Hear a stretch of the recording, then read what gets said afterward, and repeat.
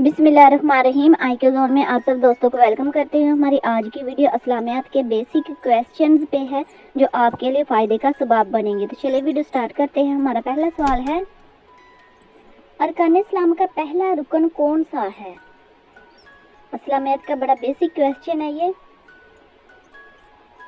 इसका जवाब है कलमा शहादत। हमारा अगला क्वेश्चन है, हज़रत ईसा अलैहिस्सलाम पर कौन सी किताब उतरी? इसका जवाब है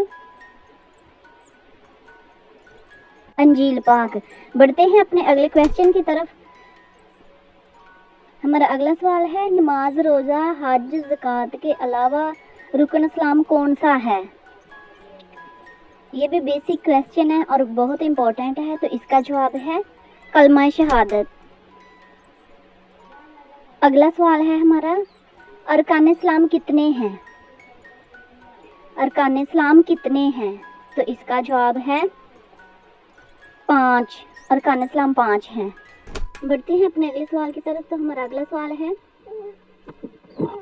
हज़रत मूसा अलैहिस्सलाम पर कौन सी किताब उतरी? इसका जवाब है तौरात पाक। हज़रत मूसा अलैहिस्सलाम पर तौरात पाक उतरी। हमारा अगला सवाल है, उन फरिश्तों के नाम क्या हैं जो इंसान से कब्र में सवालात पूछेंगे? इस क्वेश्चन का जवाब है मुनकर नकर। ये फरिश्ते जो अल्लाह ताला के हुक्म से इंसान कब्र में आकर सवालात करेंगे। हमारा अगला सवाल है, कुरान मजीद में जहन्नम के निगरान का क्या नाम है? इसका जवाब है मालिक। बढ़ते हैं अपने अगले सवाल की तरफ। हमारा अगला सवाल है, 4 अहम फरिश्तों में से कौन से फरिश्तों का नाम कुरान मजीद में आया है? इसका जवाब है हज़रत जिब्राइल अलैहिस्सलाम का नाम कुरान मजीद में आया है।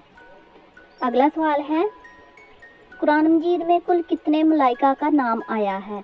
कि कुरान मजीद में कुल कितने फरिश्तों का नाम आया है? इसका जवाब है 7 फरिश्तों का नाम कुरान मजीद में आया है, कि 7 फरिश्तों का जिक्र कुरान मजीद में आया है। हमारा अगला सवाल है, अरबी ज़ुबान में ख़ातम के क्या मानी हैं? इसका जवाब है मोहर लगाना, बंद करना। अगला सवाल है, अबुल बशर किस नबी को कहते हैं?